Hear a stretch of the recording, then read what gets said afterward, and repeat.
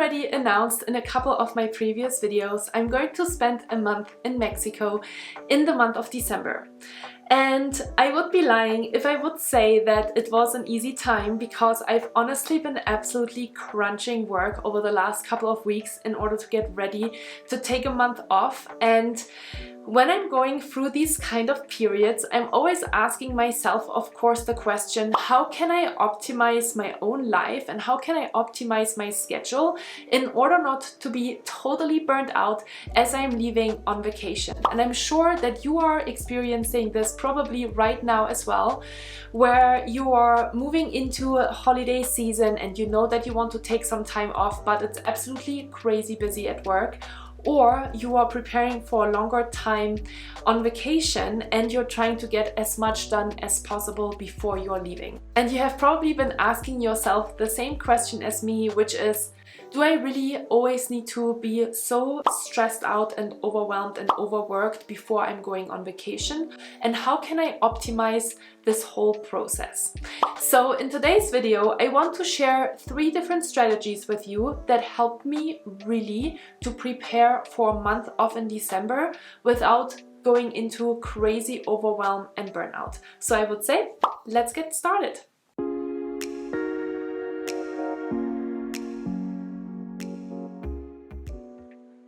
Hi and welcome back to my YouTube channel. My name is Julia Arndt and I'm a peak performance coach and stress management trainer, and I'm always super excited to share with you a couple of different strategies and ideas that are coming up in my own life. So as I have been preparing for my month off in Mexico, I have been super crazy busy, and I have gotten to a point where I asked myself, oh my god, this is like super stressful and this is super overwhelming. Why am I always doing this to myself? And how can I get better at that? And the first big strategy, the first and foremost, most important strategy that really helped me to get out of that mindset was to change my mindset and to change my perspective about the whole, stress workload thing before I'm going on vacation. So the first thing that I did was to remind myself that it was absolutely my own personal choice to go a month to Mexico in the month of December, and that I didn't want to work during that time, because I have also made the decision to just work during that time as well, but I didn't want to. So that was a powerful first reminder. I am making that decision and it is my choice that I am a little bit busier a couple of weeks before going on vacation in order to completely disconnect. So first of all, that really helped me to really reset my mindset and think, hey, it's actually absolutely okay that I'm a little bit busier, because it's going to allow me to completely disconnect and be myself for a month.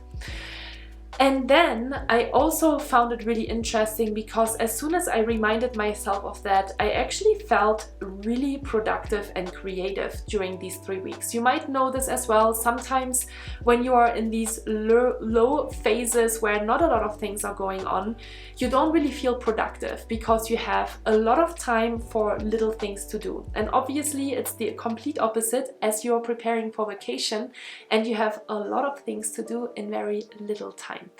And so I've actually been feeling super productive, super focused and super creative over the last couple of weeks, and I was able to get a lot of things done thanks to a super organized and planned schedule. So once you have your mindset right, that it is your own decision that you're making to go on this vacation and to completely disconnect from work, and that you know that when you are doing that, you can actually create a different experience for yourself during that time, then let's jump into the second strategy, because the second strategy is absolutely important and was absolutely important for my success over the last couple of weeks, which was creating structure and a plan and organization in order to make sure that all of the different things that I wanted to get done are getting done.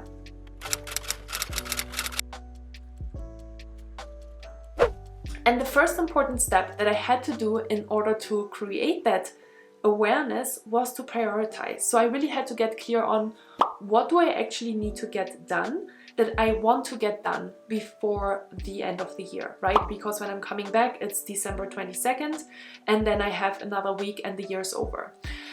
And so one of the most important things, as you know, and as you're watching all of these videos here from me, is that it's super important for me that I have all my content lined up. So my YouTube videos, my podcast episodes, and then obviously I have just, you know, ongoing things. I have corporate workshops with clients, I have one-on-one coachings with clients. I've also been continuously obviously investing in pitching new corporate clients and one-on-one coaching clients. So I've had a lot of conversations and a lot of meetings that I'm usually really good about creating space for, but obviously when you're cramming everything into 3 weeks, it starts to get really busy. And I have to say as well that I spent a week traveling at the beginning of November, where I also didn't have access to my video recording material and where I just didn't want to work because we were visiting my boyfriend's family.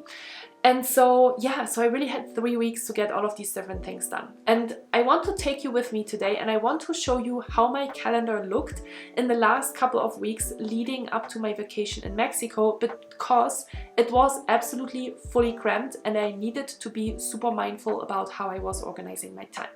And there are a couple of things that I want you to be super mindful of as you are creating a plan. So after you have prioritized obviously the tasks that are most important for you, there are a couple of things that you need to keep in mind. Number one, I want you to be absolutely clear and very intentional about which meetings to accept and which meetings not to accept for these last 3 weeks, right? You need to start setting really clear boundaries with yourself and with others. And I know it's not always easy to say no. It's so much easier to just say yes to everything, but don't do that, because you're going to overwork yourself and you won't have any time for yourself, which is exactly the mistake that we are constantly doing, that brings us into this burned out state right before vacation. So be super mindful about the meetings that you're accepting. Number two, I love meetings and I love calendar blocks and I love kind of just a really good structure on my calendar. And I hate when I have a 30-minute meeting and then 30 minutes off and another 30-minute meeting. So as you see on my calendar, it is pretty cramped because I have really 30-minute meetings, 30-minute meetings, 30-minute meetings for like 3 or 4 hours. And then I have a break and then I have another meeting block.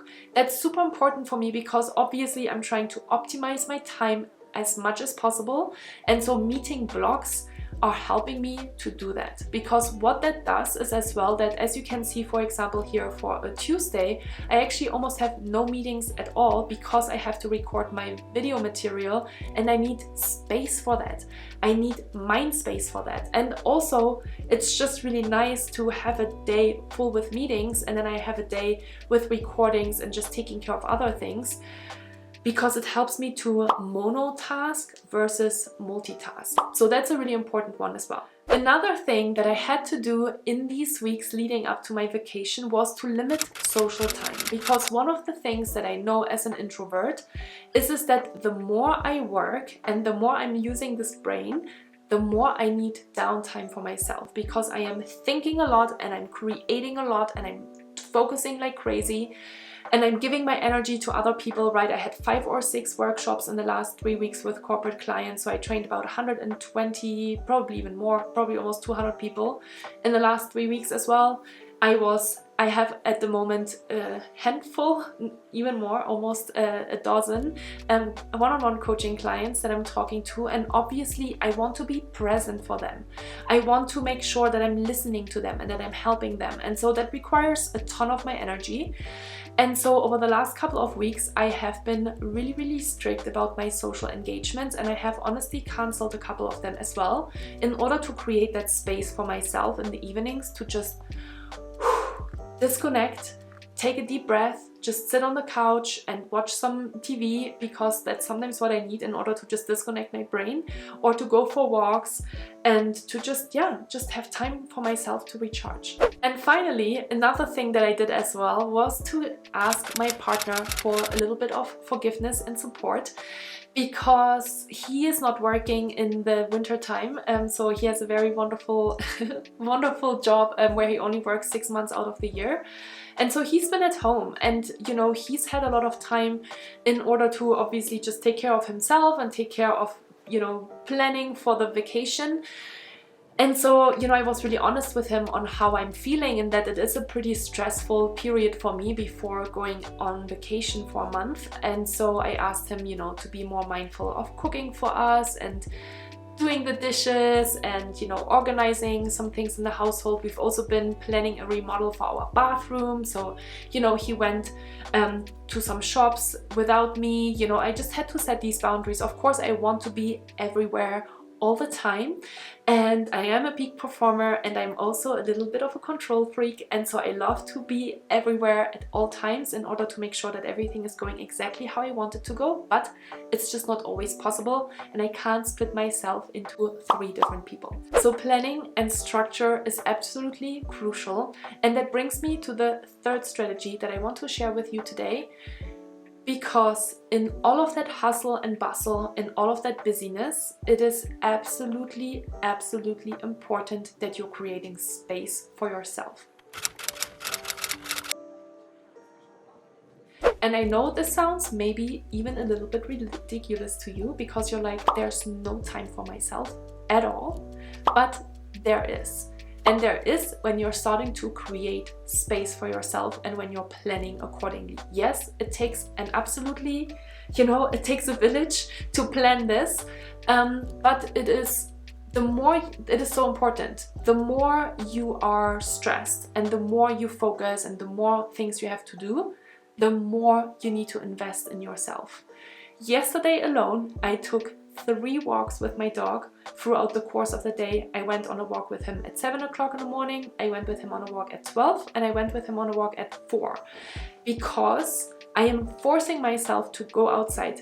Being focused for 3.5 hours in back-to-back meetings takes so much energy out of me, and I need space to disconnect. And it is so easy to stay in front of the computer. I had a ton of things to do, I had a ton of follow-ups to write, but I told myself I can also do that after taking an hour break. And I've been super mindful about disconnecting completely from my devices. Sometimes I like to watch a little show during my lunch break, or I like to be on my phone, either sending a voice message or doing other things while I'm going on my walk. But I was really intentional to play with him and to just, you know, be present, take some deep breaths in nature, and to just take these breaks, to eat good food. I was listening to a podcast in order to just, you know, kind of course, entertain myself a little bit. And yeah, those self-care breaks have been super, super important for me to keep my energy and my focus up. Because here's the thing that many of us are thinking. This is the biggest misconception I see people have. And it is, the more I work, the more I get done. The more I get done, the more I'm recognized for my work. The more I'm recognized for my work, and the more I feel valued and appreciated, the closer I am to the next promotion. But it is the wrong way to think, and it is the wrong way to do as well. Because over the course of these last few years, since I started this wonderful business and working with over 9,000 people in corporate settings and in one-on-one coachings, I have learned that the more breaks you take, the more focused you're going to be. So after taking these 3 walks with my dog yesterday, I came back at 5 o'clock and I worked another 2 hours. Yes, because I had to do follow-ups. So I did a total of 8.5 hours yesterday, which is kind of a normal work day, right? I got a ton of things done. I got everything done that I set out to do. And I did it without feeling completely overwhelmed and stressed and absolutely disconnected at the end of the day, right? Because that's sometimes what happens when we are trying to work 10, 12, 13-hour blocks. We are not designed to work that long. It is very unhealthy. There's a ton of research that the most productive employees in the company work on average 55 minutes before taking a 15-minute break. Don't quote me on it, it might be 57 minutes and a 16-minute break or something similar, but it is kind of around that thing. And so yeah, those are my 3 strategies. Those are the strategies that really helped me to prepare for a month away, for a month in Mexico without any work. And I'm very excited and I'm very proud of myself because I got a ton of things done in this really short period of time. And it is absolutely possible if you are having the right mindset, if you are creating the right priorities and structure, and if you are taking care of yourself. So my dear peak performer, I hope that you learned something from this video and you're going to take some action on how you prepare for your vacation, and that you're not going into your vacation feeling absolutely depleted, burnt out, and maybe even sick. Take care of yourself. I wish you a wonderful holiday and I really hope to see you in the next video. So take care and I see you soon.